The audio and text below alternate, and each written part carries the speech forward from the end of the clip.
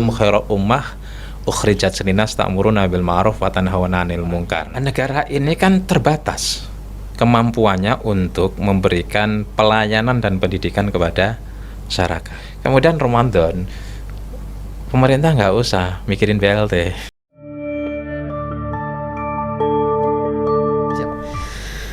Bismillahirrahmanirrahim. Assalamualaikum warahmatullahi wabarakatuh. Waalaikumsalam warahmatullahi wabarakatuh. Alhamdulillahirrabbilalamin. Segala puji bagi Allah. Senang sekali di kesempatan ini Andi Umar kembali menyapa mitra JIC di JIC Talk.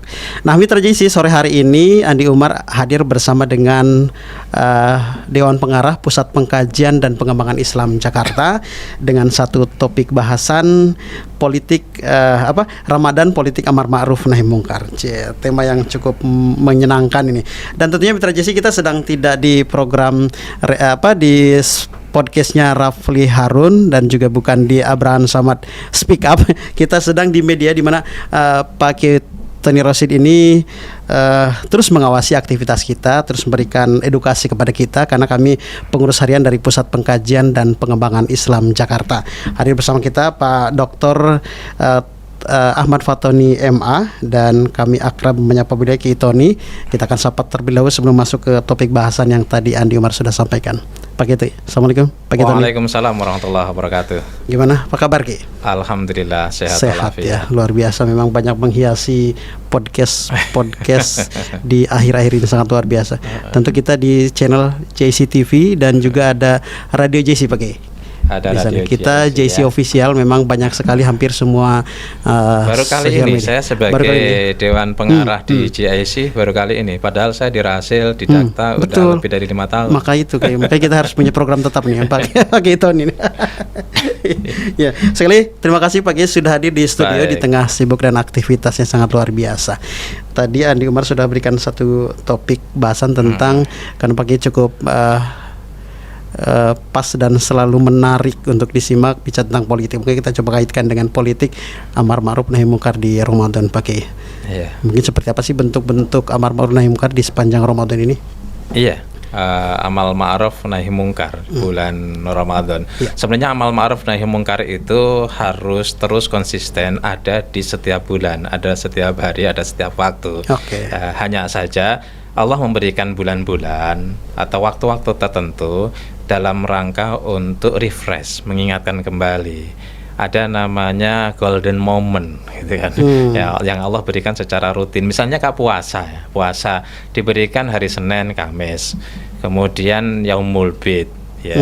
Ada 3 hari, tanggal 13, 14, 15 Hijriah, bulan Hijriah ya. Terus kemudian ada puasa Arafah. Itu memang ada waktu-waktu tertentu yang Allah pilih ya, untuk mengingatkan manusia yang seringkali didominasi oleh kebutuhan duniawi. Karena yang tampak itu fisiknya, maka begitu juga yang terasa kebutuhannya adalah fisiknya. Yang kalau ini begitu dominan, maka akan melupakan hal yang sifat rohani yang sesungguhnya itu adalah hakikat pada diri manusia. Begitu juga soal amal ma'ruf nahi mungkar. Hari-hari biasa penting, hari-hari biasa wajib, dan itu menjadi tugas manusia ya. Kuntum khairu ummah ukhrijat linnas ta'muruna bil ma'ruf wa tanhauna 'anil munkar. Itu kan sebuah perintah amal ma'ruf nahi mungkar. Hanya saja seringkali orang lalai, orang lupa ya, sehingga kemudian dia asik aja dengan kehidupannya hari-hari, kesima dengan rutinitas yang bersifat fisikly. Maka ketika muncul Ramadan, ingat ada tugasmu loh. Kamu ini manusia yang tidak hanya hidup di dunia. Maka jangan hanya memenuhi kebutuhan dunia, ada kebutuhan akhirat. Apa itu kebutuhan akhirat yang juga bisa, yang harus juga dijalankan di dunia, yaitu amal ma'ruf nahi mungkar. Nah, maka pada saat bulan Ramadan gitu kan, itu kemaksiatan mengecil gitu ya. Maka disebut dengan syahrun mubarak, bulan penuh berkah. Mahiyal barokah, apa yang disebut barokah itu? Barokah ziyadatul khair, tambahnya kebaikan. Sempitnya peluang untuk melakukan kemungkaran dan kemaksiatan, terbukanya dan semakin lebarnya kesempatan untuk menjalankan kebaikan. Disinilah kemudian seolah-olah semua sepakat ayo kita bareng-bareng melakukan kebaikan. Ayo bareng-bareng kita meninggalkan kemaksiatan. Meskipun ya setelah bulan Ramadan biasanya kumat lagi pada saat Ramadan. Karena itu perlu perencanaan. Maka faida azamta fatawakal 'ala Allah. Harus ada azam. Dalam bahasa fikih itu ada mal farqu bainal azm wal niyah. Ya, apa perbedaan antara azam dan niat? Kalau azam itu rencana, sesuatu yang direncanakan sebelum pelaksanaan. Kayak kalau orang sholat itu, usolli, ini azam ini, usolli, belum ini, usolli, baru Allah, Allah itu niat, ada di dalam hati, takbir muktaronan bi fi'li, bersamaan dengan niat. Tapi ketika usolli, baru itu azam, itu perencanaan. Kenapa? Karena ma qabla fi'li, sesuatu yang dilaksanakan yang ada sebelum pelaksanaan. Ramadan itu akan maksimal termasuk di dalam rangka amal ma'ruf nahi mungkar kalau ada perencanaan, ada kesiapan. Orang yang membuat sebuah perencanaan itu kan sudah 50% kesuksesan. Tinggal 50%. Nah, Ramadan bisa tinggal apa? Amal ma'ruf kita apa? Sedekah. Amal ma'ruf kita apa? Ngasih buka puasa. Ya. Amal ma'ruf kita apa? Menyiapkan takjil, menyiapkan makanan untuk mereka yang baca Quran setelah taraweh.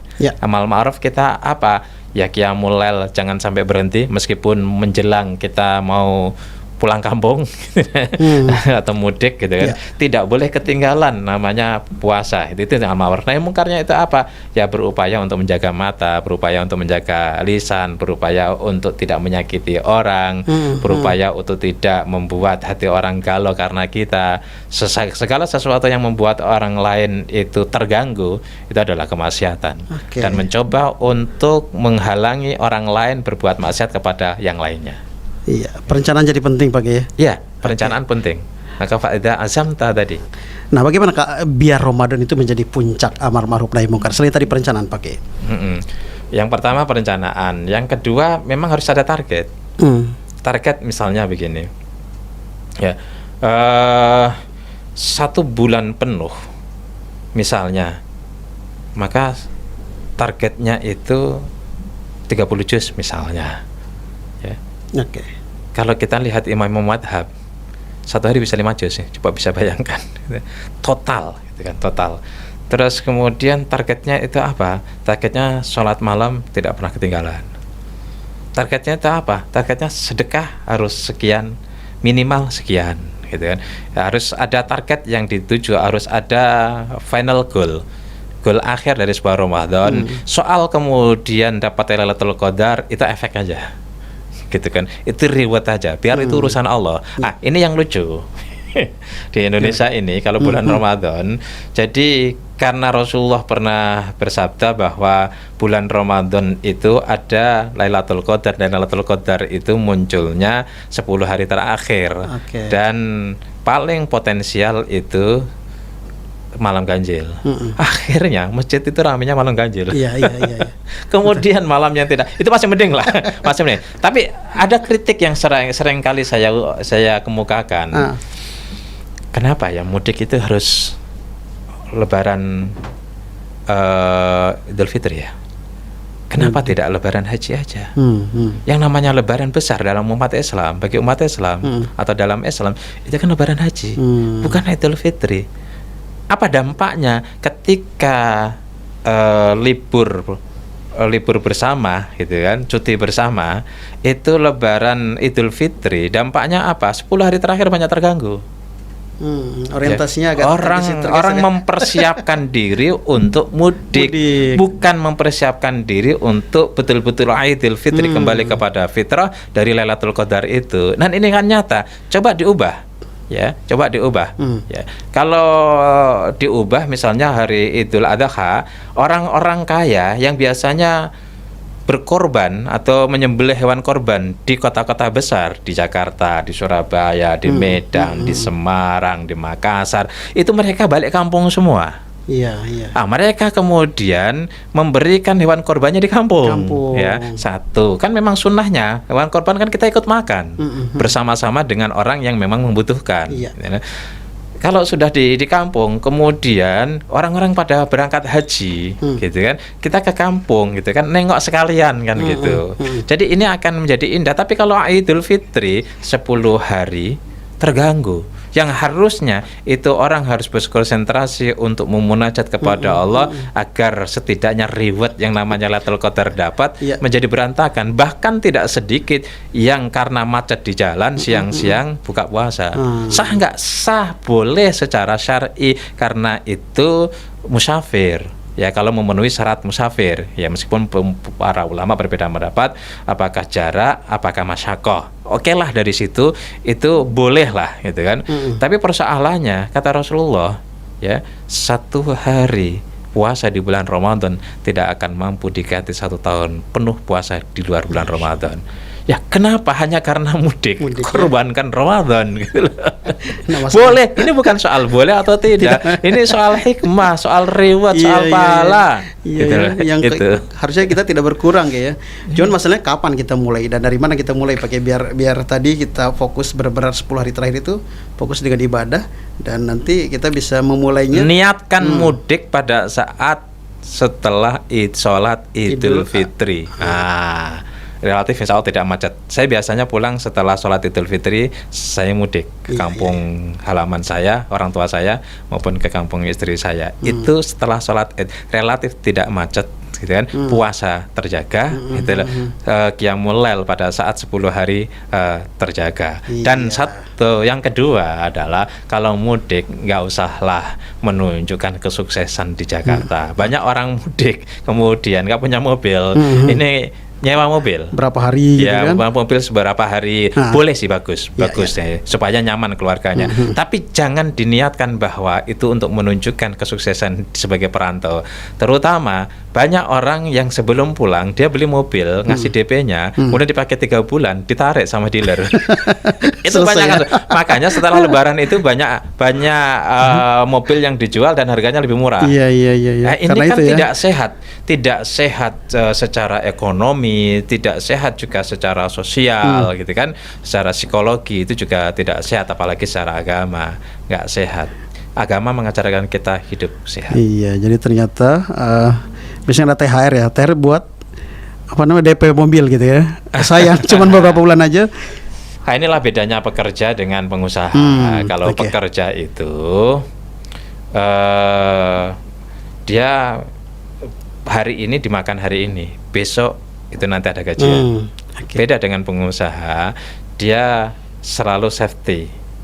Dia saving 20%, dia saving 30%, dia saving 50%, dan ini akan menjadi modal untuk dia kembangkan lagi. Dia mau berpuasa. Jadi puasa itu adalah menahan diri dari nafsu, untuk diantaranya untuk menggunakan uang sebebas-bebasnya. Tidak, ada manajemen keuangan. Nah, orang yang manajemen keuangannya bagus, inilah tanda-tanda orang yang mudah untuk sejahtera di masa yang akan datang. Oke, menarik nih. Kalau kita bicara dampak dari amar ma'ruf nahi munkar di sepanjang Ramadan, baik itu untuk pribadi, masyarakat, dan juga negara nih. Kira-kira apa sih dampak dari penerapan dari amar ma'ruf nahi munkar? Negara ini kan terbatas kemampuannya untuk memberikan pelayanan dan pendidikan kepada masyarakat. Gitu kan? Ya, amal ma'ruf nahi munkar pada saat Ramadan misalnya, gitu kan. Narkoba di Indonesia itu sekitar ada 7 juta loh pemakai narkoba. Mereka belanja masing-masing kalau di rata-rata itu bisa 500.000 per hari. Dahsyat kan? 3,5 triliunan. Ini dahsyat. Nah, pada saat Ramadan mereka nggak bisa, mereka punya waktu yang sempit. Negara kan terbantu. Cuman masalahnya oknum-oknumnya ini yang seringkali bermasalah, gitu kan. Terus kemudian ya pada saat Ramadan ya, pelayanan negara atau pemberian BPJS misalnya oleh negara itu kan juga besar, gitu kan, kepada orang-orang yang susah. Ramadan banyak orang yang sehat, karena sumu tasihu, berpuasalah maka akan sehat. Kemudian Ramadan pemerintah nggak usah mikirin BLT. Kenapa? Sedekah berlimpah.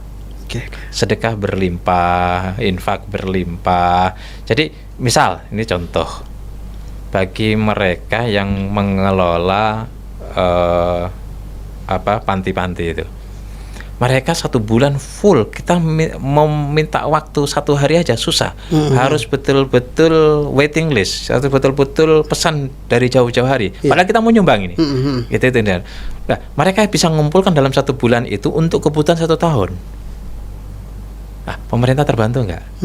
Padahal undang-undangnya jelas, amanat undang-undang, ya fakir miskin, ya, dan anak-anak terlantar itu menjadi tanggung jawab negara. Ini swasta. Kita semua umat Islam ini ikut membantu mengambil sebagian tanggung jawab negara. Di antaranya adalah memberikan. Ini kan amal ma'ruf. Tanpa diperintah pun, tanpa diworo-woro istilahnya, tanpa didakwai, semua seolah-olah berebut, berkompetisi, fastabiqul khairat. Bergerak ya. Bergerak. Ini kan terus kemudian bulan Ramadan biasanya jarang OTT ya KPK. Orang transaksi suap menyuap, ar-ra'is wal murtasi wa ra'is bainahuma finnar, kan masuk neraka. Dan bulan Ramadan mereka sadar itu nggak saling nyuap gitu loh. Itu kan banyak. Coba lihat OTT jarang sekali itu terjadi bulan Ramadan kan. Kenapa? Sanksi sosialnya besar. Ramadan masih nyolong lagi gitu kan. Ramadan masih nyuap lagi kan gitu. Nah, banyak berhenti. Nah, ada semacam social warning dari masyarakat untuk tidak melakukan kemaksiatan, untuk tidak melakukan kesalahan, termasuk tidak merugikan negara, buat negara. Gitu. Makanya coba bayangkan kalau pemilu itu adanya bulan Ramadan. Tapi sekali-kali perlu tahun depan pemilu bulan Ramadan. Kenapa gitu? Orang yang mau nerima 10.000, orang yang mau nerima 20.000, orang yang mau nerima 50.000, bahkan ada yang 300.000 per kepala loh untuk nyoblos. Nyapres ngasih duit gitu kan. Kemudian nyalek ngasih duit, terus kemudian calon wali kota ngasih duit. Ketika bulan Ramadan mikir itu. Maka perlu direkomendasikan kepada pemerintah. Gimana nanti hasilnya kan? Ini bagian dari dampak Ramadan bagi pilkada, pilgub. Tapi kalau itu adanya sebelum Ramadan, kemarin nerima semua. Satu orang itu bisa nerima 7 amplop. Masya Allah, yang jelas dari GIC ini saya meminta kepada seluruh masyarakat, itu uang haram itu. Ya, itu uang riswah, itu uang sogokan, itu uang transaksi, ya, yang itu bisa mengakibatkan penderitaan bagi rakyat. Ya, untuk 5 tahun bahkan lebih dari 5 tahun itu bisa menjadi carut marutnya bangsa ini gara-gara riswah yang Bapak Ibu terima pada saat pilkada, pada saat pilgub, pada saat pileg maupun pada saat pilpres. Gitu. Ini berikutnya masih berkaitan dengan amal ma'ruf nahi munkar di sepanjang Ramadan. Tentu Ramadan erat kaitannya dengan kegiatan kemasjidan Pak. Nah, sementara kegiatan kemasjidan harus mampu melahirkan aktivitas amar ma'ruf nahi munkar. Nah, kita bicara masjid, begitu banyaknya masjid Pak, termasuk kita di Jakarta Islamic Center. Pak mungkin berikan sebuah pandangan apa sih yang harus dimiliki dari program-program masjid, baik itu masjidnya di perkotaan atau juga yang di perkampungan gitu kan, biar benar-benar tadi penerapan amar ma'ruf nahi munkar bisa kita lakukan. Iya. Menurut saya yang pertama, masjid itu harus memberikan kenyamanan untuk mereka yang beribadah. Satu nyaman Ya, nyaman karena tempat itu penting. Nyaman itu diantaranya adalah imamnya enak bacaannya.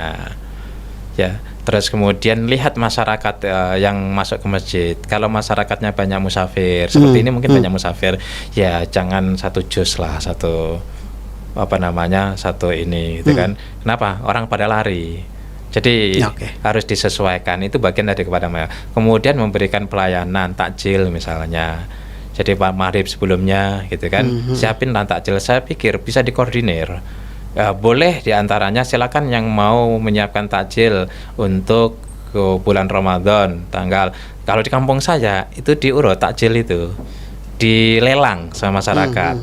Ya, biasanya bapak saya menjadi panitia di kampung itu. Jadi siapa yang mau hari pertama, siapa yang hari kedua, sampai benar-benar berebut. Ketika mereka nggak dapat jadwal itu, protes ke rumah. Itu biasa protes kan. Akhirnya dibagi 2. Yang hari ini 2 orang, hari ini 2 orang. Kalau nanti kebanyakan lagi bisa 3 orang.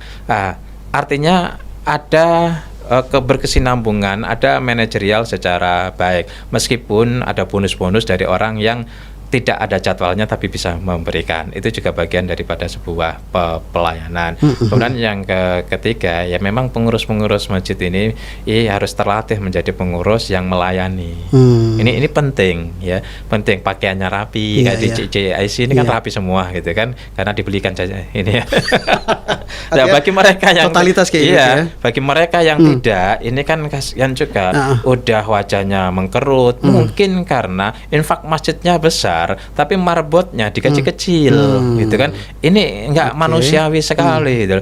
Memakai tenaga orang, tetapi tidak menghargai. Padahal Rasulullah mengajarkan kepada kita berikan upah sebelum kekeringatnya kering. Artinya apa? Yang proporsional, yang profesional, yang layak, sehingga dia bisa bekerja dengan baik untuk memberikan pelayanan kepada umat. Masa infak 100-200 juta ada di masjid, pelayannya marbot masjidnya dikasih cuma 1,5 juta, ya nggak wajar lah. Kenapa sih beratnya kalau nggak 4 juta UMR lah misalnya, gitu kan? Nanti biar dapat bonus-bonus dari jamaah, gitu kan? Sehingga pakaiannya dibelikan lah supaya rapi, sehingga diberi training bagaimana melayani jamaah. Coba kalau kita ke restoran-restoran, Pak, silakan menu apakah mau pesan sekarang atau nanti, gitu kan? Bapak, Ibu, kalau pesan nanti panggil saya ya Rina, panggil saya ya Anton atau apa. Itu kan coba itu diterapkan di masjid-masjid, gitu. Pak, biar kayak tadi saya masuk ke JIC, gitu kan, sandal langsung ditata sama orang itu. Dan ya saya mohon mereka yang ada di situ juga digaji besar. Kalau di Amerika, ya saya kebetulan hampir setiap tahun ke Amerika. Jadi di Amerika itu makin kasar pekerjaan itu, makin besar. Makin besar ya. Hasilnya. Di sana itu kita bisa gaji UMR sopir di sini. Di sana mahal.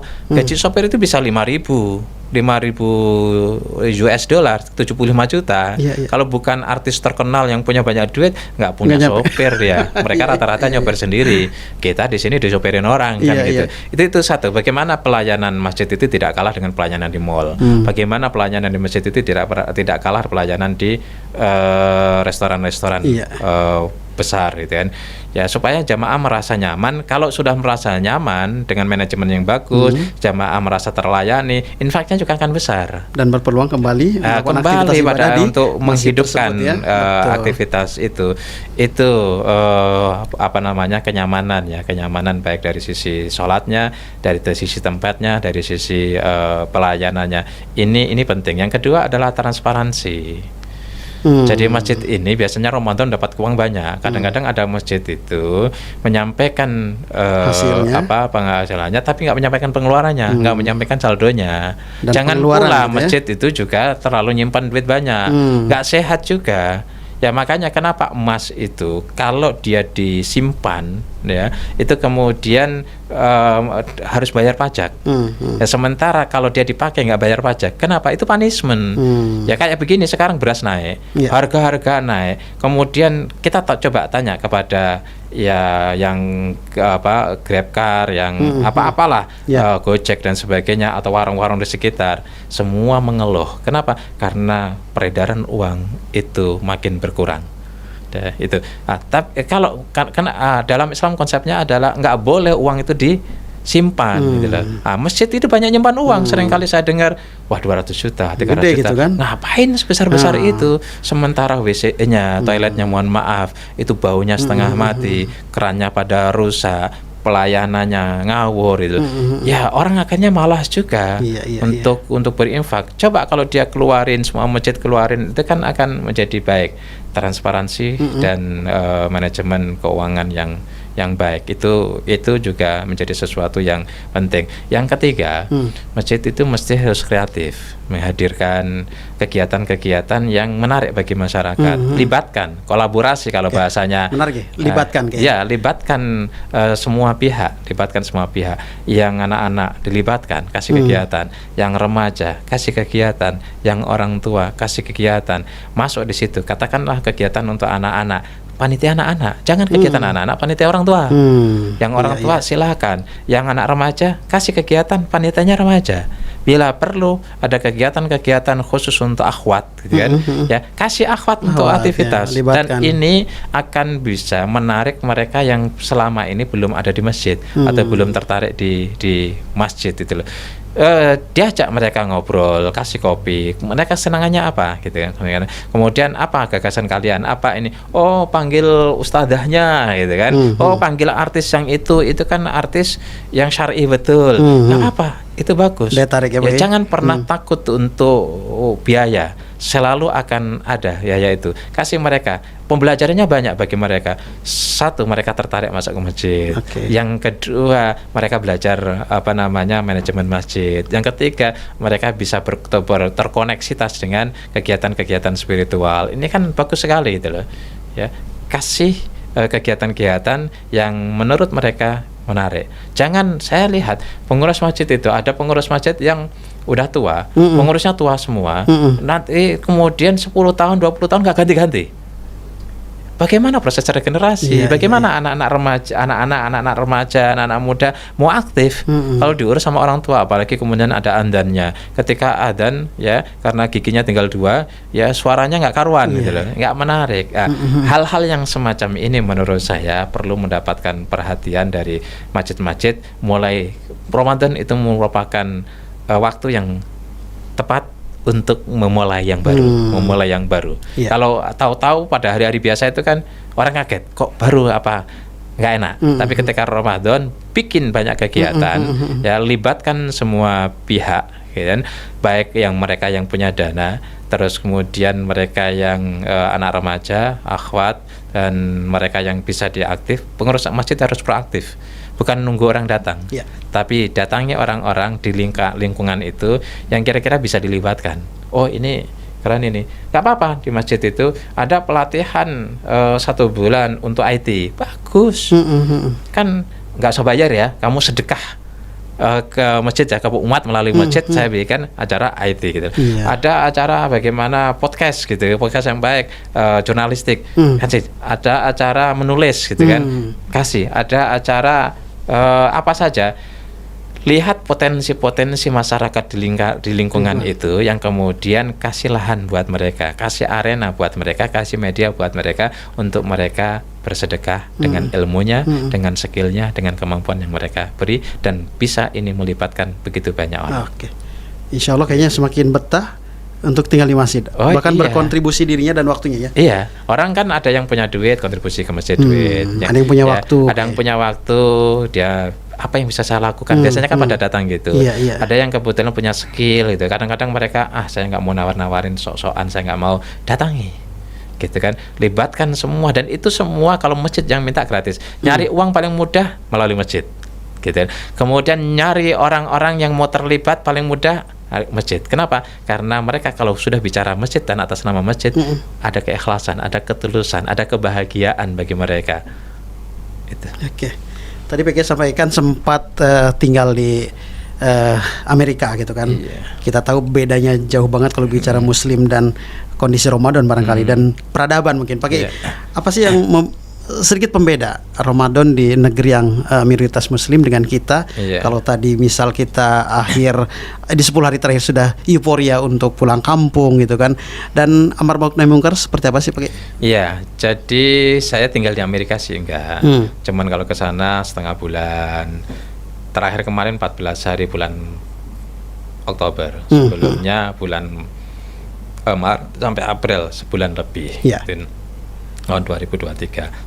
Jadi kemarin sempat di waktu Ramadan kemarin, 1 hari sebelum Ramadan saya ke sana, saya masuk di sampai ke Seattle, kemudian ke San Francisco 4 hari, pindah ke San Francisco sekitar 3-4 hari, pindah lagi Las Vegas. Orang pada tanya, teman saya tanya, ketika mereka ngobrol, saya nggak bisa, saya ada acara di Amerika mana ya, diantaranya Las Vegas. Loh, saya udah tobat kok kamu malah ke sana.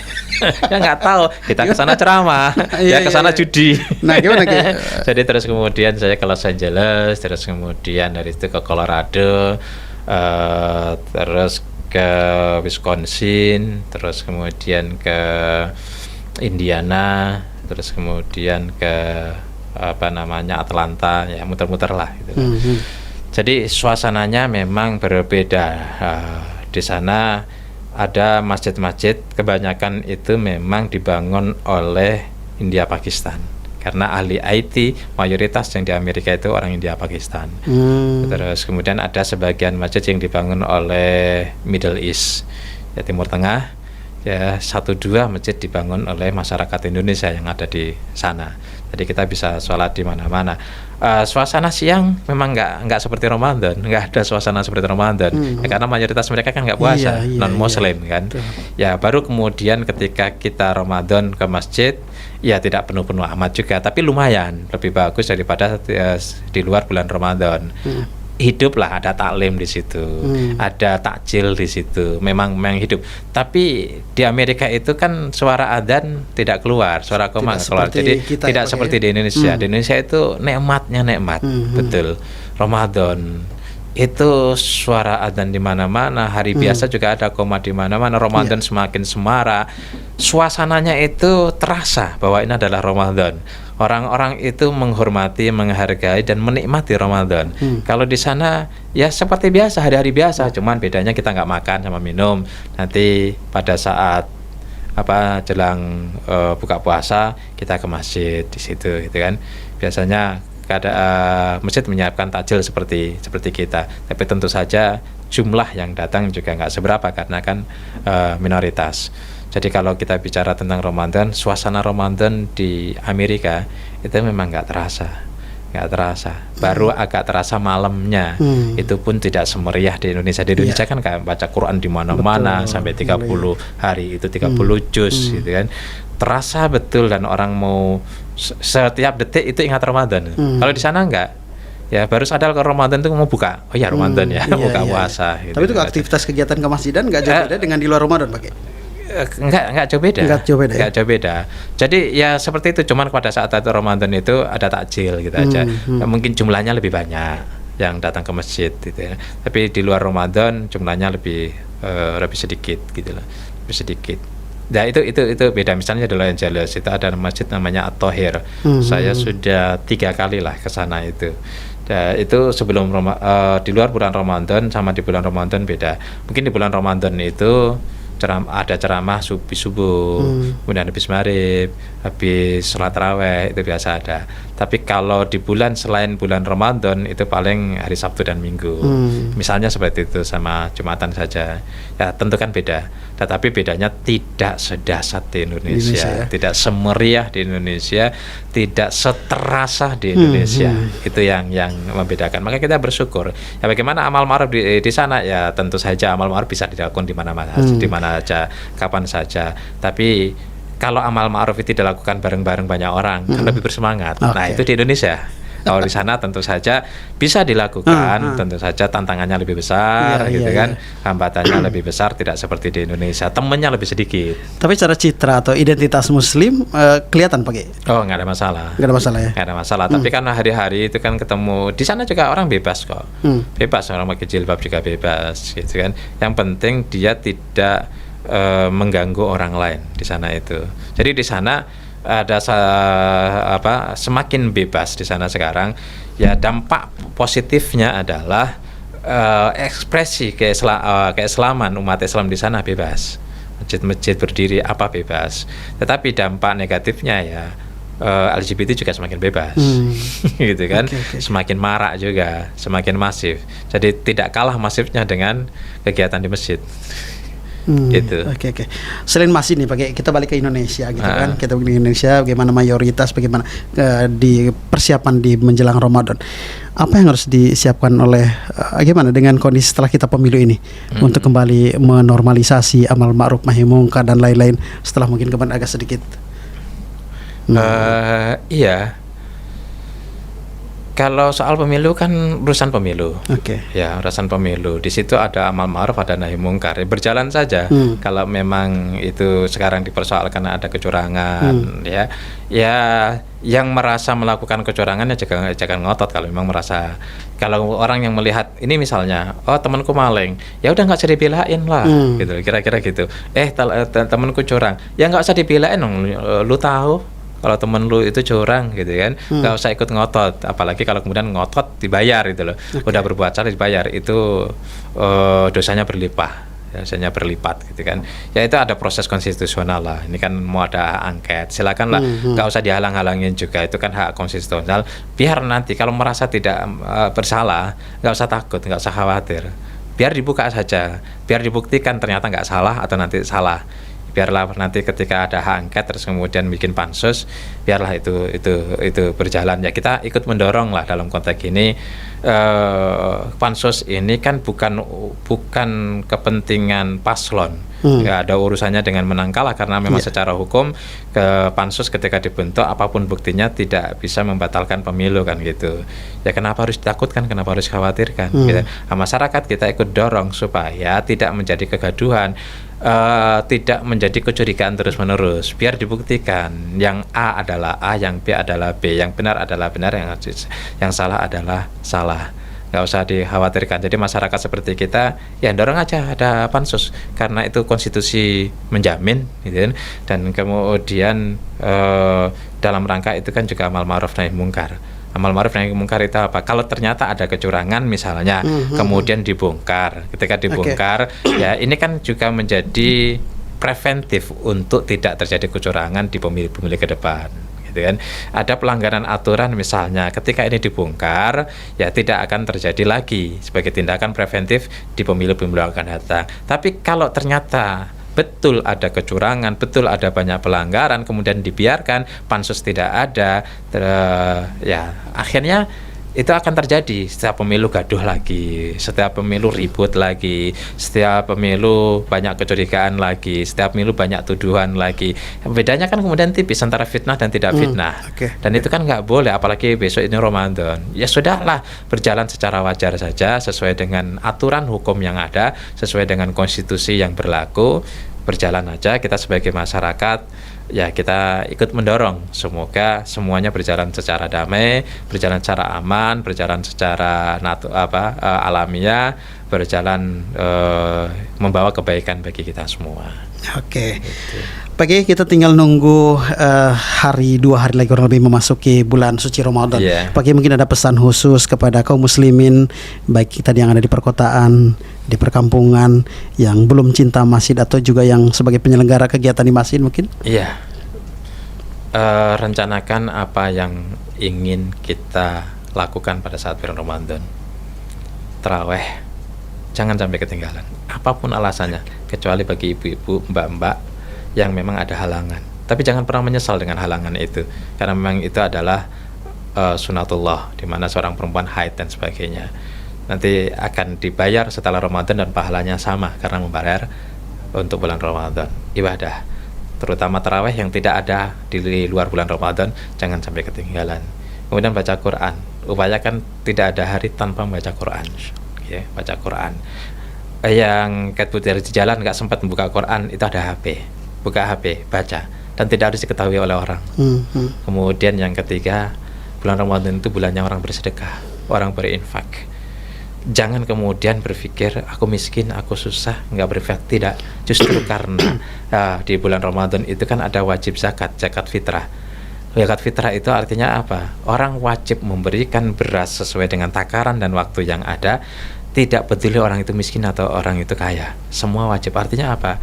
Bahwa jangan pernah terdikotomi karena kekurangan kita yang pada akhirnya kita tidak berinfak dan bersedekah kepada orang lain. Targetkan, tidak ada hari tanpa kita berinfak, walaupun 2.000, walaupun 5.000. Jangan hanya berpikir untuk mendapatkan, karena Rasulullah mengatakan al-yadul ulia ahabu ilallah min al-yadis sufla.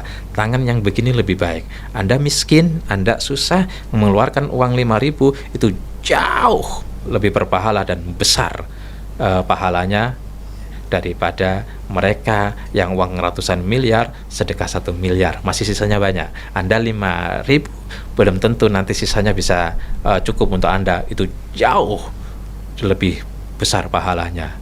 Al ajru ala qadri ta'ab. Pahala itu bergantung kepada kesulitan kita, kesusahan kita, kerja keras kita. Kemudian yang keempat, upayakan memang betul-betul kita siap diri untuk meninggalkan maksiat. karena memang bulan Ramadan adalah bulan di mana setan tidak punya ruang untuk banyak bisa mengganggu, menggoda kita. Ya, yang kelima, ini yang terakhir dan paling penting, jangan rusak Ramadan dengan mudik. Idul Fitri itu artinya mudik kepada Allah. Kalau kemudian kita mudik ke kampung halaman itu dalam rangka untuk memperkuat mudik kita kepada Allah, bukan justru untuk menghalangi, menghambat dan menghancurkan mudik kita kepada Allah Subhanahu wa taala. Silakan mudik ke kampung halaman, kemudian mereview kembali perjalanan hidup kita, sejarah hidup kita, silaturahmi kepada keluarga kita, orang tua kita, sanak saudara kita, bahkan ke makam orang-orang yang sudah meninggal yang pernah berjasa kepada kita. Tapi jangan sampai itu semua justru menghambat, menghalangi dan mengurangi Ramadan kita. Insya Allah. Sepertinya 5 pesan dari Pak Kiai tadi mengakhiri jumpa kita nih Insya Allah. di JC Talk sore hari ini. Terima kasih mitra yang sudah bergabung bersama kami, dan semoga kami di kesempatan lain kembali bisa mengundang Pak Kiai Insya Allah. hadir berbincang untuk mitra JC yang mungkin selalu rindu bersama dengan Jakarta Islam Center. Mitra, terima kasih sudah bergabung, dan kita akhiri. Wassalamualaikum warahmatullahi wabarakatuh. Waalaikumsalam warahmatullahi wabarakatuh.